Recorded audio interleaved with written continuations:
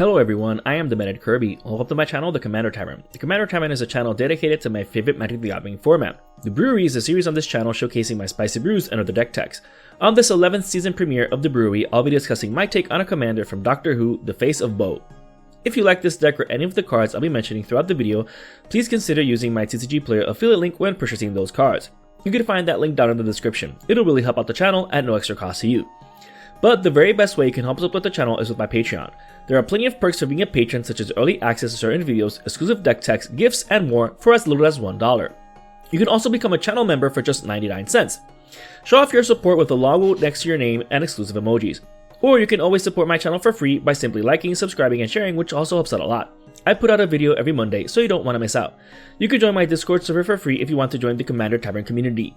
All pertinent links are down in the description. Alright, let's get back to the episode. Boe is a 0/4 alien advisor for 1 colorless, 1 blue, 1 red, and 1 white. You can tap it to cast a spell with Suspend from your hand for its Suspend cost. This allows you to cast even those Suspend cards without a casting cost. While the only downside to activating this ability is activating it at sorcery speed, at least it's not an activated ability. Meaning that we can do this multiple times in a turn if we copy the ability or untap the Face of Boe since it requires no mana to tap. For example, having Battle Mage's Bracers or Illusionist Bracers equipped to it will allow you to cast an additional Suspend spell when you activate it. Bonus points for having both equipped to it. You can also equip things like Sword of the Power Runes and Umbral Mantle to untap it and then be able to tap it again afterwards when you can cast a sorcery. Their only downside is the need to pay mana to do so. However, with Umbral Mantle and infinite mana, you could pump a creature infinitely large and swing in for the win, so there's that too. But there's more to this commander than just cheating out suspended spells. Stick out to the end and I'll show you some really spicy synergistic cards for it. As for what suspended spells to include, you might be tempted to simply slap in every spell in these colors that have Suspend. If you want to jam that, go for it. However, I've found that the 25 spells with Suspend that I have included are more than plenty. Not that the deck won't function without the commander, since you can always just suspend the spells and you wouldn't even need to have it, so they're not dead cards if your commander is still in the command zone. Since we have to start somewhere, let's start with the deck's beaters, which are its main win con. Atraxi Warden, Deep-Sea Kraken, Gargadon, Greater Gargadon, Ivory Giant, Judoon Enforcers, Partick Dragon, and Star Whale are absolutely devastating when cast for their Suspend cost. Who says only green decks can have huge creatures out in the early game? Some of these creatures also have some bonuses to them. For example, even if you suspended Deep-Sea Kraken early on, whenever an opponent casts a spell, you can remove a time counter from it. In a multiplayer format like Commander, this is definitely gonna enter play sooner than later. Atraxi Warden can exile a tapped creature when it enters the battlefield, providing some interaction. But we'll see the rest of the deck's interaction pieces soon. And it's also a 6/6 flyer, which is great. Ivory Giant also provides some interaction when it enters the battlefield, tapping down all non-white creatures. So casting Atraxi Warden afterwards is chef's kiss. Ivory Giant should help most of your beaters get through since white is the color least played in Commander. Tapping down all non-white creatures for just 1 white mana is pretty good. The Gargadons are absolute beasts. Unfortunately, Greater Gargadon seems to only be great in name since it doesn't have trample like the regular Gargadon, but I digress. In any case, it's still a 9/7 that can do some serious damage when unblocked. Partick Dragon might be a mere 4/4 flyer, but it does have fire breathing and only really costs 2 red to cast, which isn't bad. Especially late game when you're looking for something to sink your mana into. Or that infinite red mana that we'll soon see how to get. Star Whale provides some much needed protection by giving all of our other creatures Ward 2. And even then, it's a massive 8/8 flyer with Vigilance for 2 mana to suspend. So we can either suspend this turn 2 or wait until we get Boe to cast it by turn 5. Super good. Last but not least is Judoon Enforcers. An 8/8 with trample for 3 mana seems pretty good, right? However, it also prevents you from being attacked with more than 1 creature each combat. Not only does this help keep us alive while we swing into our opponents, but it combos nicely with Ith High Arcanist, another suspend creature used for interaction. With Ith, you can tap him to deal with any attacker. Since only 1 creature can attack us each combat, Ith will get rid of it. Even on its own, it's great at dealing with Voltron commanders, but combined with Judoon, it's amazing. Speaking of interaction, there are plenty of Suspend cards that are great, but who wants to wait around for them to be cast from exile? That's super telegraphed. Thanks to Boe, we can cast spells like Arc Blade, Chronomatic Escape, Inevitable Betrayal, Reality Strobe, Restore Balance, Riftwind Cloudscape, and Shivan Meteor straight from our hand, and without opponents being able to prepare for them. Being able to cast something like Shivan Meteor for just 3 mana is almost like casting Murder in a non-black deck. Very few creatures are going to survive getting hit by it.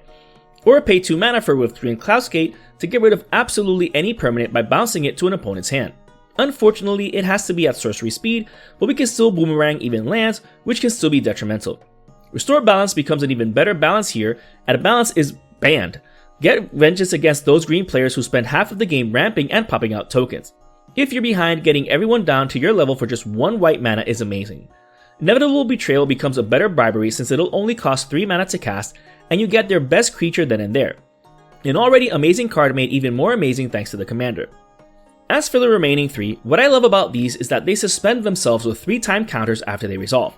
So you can get the effect immediately when cast with the Face of Boe, but then they get suspended again for future value later on. Arc Blade might seem like the weakest of these since it only deals 2 damage. However, with infinite red mana we can kill the table with it.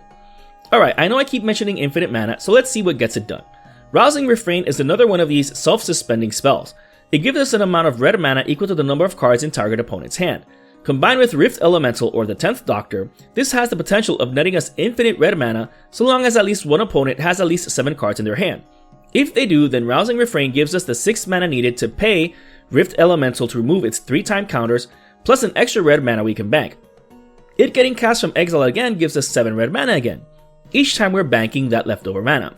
As a bonus, Rift Elemental also becomes infinitely large, so being able to swing with it could take out an extra opponent. The 10th Doctor requires 7 mana exactly to time travel thrice, which is enough times to again recast Rousing Refrain from exile. While this won't give us infinite mana unless an opponent has more than 7 cards in hand, it's enough to combo with the previously mentioned Arc Blade. Once we loop this enough times to get enough red mana to suspend and cast Arc Blade from exile, we will deal 2 damage infinitely many times to kill off the table, whether with the Elemental or number 10. Or use that infinite red mana to pump the previously mentioned Partick Dragon. Or sync it to the creature equipped with the previously mentioned Umbral Mantle. There are many ways to sync that red mana. Best of all, since Rousing Refrain exiles itself after resolving, you can just use it for mana until you eventually find the Rift Elemental. Or use Inspiring Refrain to find everything. This spell, just like the previously mentioned ones, self-suspends after resolving. With infinite red mana, we can use Rift Elemental to cast this from Suspend infinitely many times, digging through our deck for any of our win cons. Or at the very least, draw into Jorah of the Gitu. Including her might seem counterintuitive for a deck that wants to bypass suspending altogether. However, with infinite red mana, we can activate her, suspending the non-land card from our hand, then use Rift Elemental to remove all of its time counters. This lets us pretty much cast every spell from our deck. She's just one of the spicy cards I mentioned earlier, but we'll see the rest of those later on. Same with the rest of the deck's card advantage pieces and mana acceleration pieces. In any case, these self-suspending cards are amazing in the deck. But even then, the deck is still running non-synergistic interaction like Austere Command, Blasphemous Act, Cyclonic Rift, and Evacuation for its board wipes. We can't just rely on Restore Balance after all. And it's also running single target interaction via Chaos Warp, Generous Gift, and Stroke of Midnight, Counterspell and Negate, and Path to Exile and Swords to Plowshares. Yes, it's fun to just slap in every Suspend card into the deck, but at the end of the day, you still need tried and true interaction pieces in your deck. Along the same vein, gaining loads of life could be seen as a way of interacting against aggressive decks, so including cards like Divine Congregation and Heroes Remembered go a long way. Gaining 20 life for just 1 white mana is too good to pass up, even if huge life totals are moot against commander damage, poison counters, infinite combos, or oops I win effects. Champion's Helm, Lightning Greaves, Swiftfoot Boots, and Mithril Coat are included to deal with opponents' own interaction pieces. While the deck isn't entirely dependent on the commander, it's a non-green 4 CMC commander, so casting it multiple times in a game can be quite taxing, no pun intended. While the previously mentioned Rousing Refrain is mana acceleration in the form of a card with Suspend, it's not the only mana acceleration piece in the deck with Suspend. Lotus Bloom, Mox Tantalite, and Soul Talisman are obvious includes. These are already amazing to play turn 1 and just wait for them to give you explosive value later on. However, if you have the Face of Boe, when you drop into them, then you get that value then and there. Naturally, other mana rocks like Soul Ring, Talisman of Creativity, Talisman of Conviction, and Talisman of Progress are included. Being non-green limits our mana acceleration, but these 7 mana rocks are good enough, especially with the land-based ramp effects on cards like Bitterthorn Nissa's Animist, Sword of Hearth and Home, Sword of the Animist, and Wayfarer's Bauble, Navigation Orb, and Burnished Heart also being in the deck. The first 3 are great if we're able to sneak in a huge beater early on. That way we can swing in with Total Abandon and get a basic land for our troubles. Just be mindful of your land count when casting Restore Balance. Rotating Fireplace is another mana rock in the deck, but it's more for utility than mana since it costs 3 to cast and enters tapped. However, we can pay 4 mana and tap it to time travel, helping us remove time counters from anything that is suspended, as well as making it tap for more mana later on. Smothering Tithe is also included for mana acceleration. Yes, this card is annoying to play against and also with since you always gotta ask if they'll pay the 2. but non-green decks need mana acceleration where they can get it, especially if opponents are drawing a bunch of cards in a game. Speaking of, the deck is also able to draw into a bunch of cards. Good thing it has access to blue, although as many Commander players have witnessed, nowadays green seems to be drawing more cards in Commander games than blue does. Go figure. In any case, Ancestral Vision and Wheel of Fate are obvious includes in a deck like this one. The first one is a Sorcery Speed Ancestral Recall, which I'll happily take. Resolving Wheel of Fate for one less mana than Wheel of Fortune is amazing, especially with Smothering Tithe in play. The deck's also running Jin-Gitaxias, Serum Sovereign, and Whirlwind of Thought for its card advantage pieces. What's important to keep in mind when casting Suspend cards with the Face of Boe is that the mana value of the spell is still what's printed in the top right corner of the card.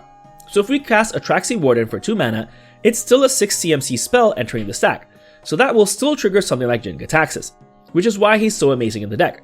Same with something like Dark Apostle. This is absolutely busted here.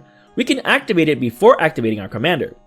So if we cast a high CMC Suspend non-creature spell for cheap, we have the potential of cascading into another high-costed spell.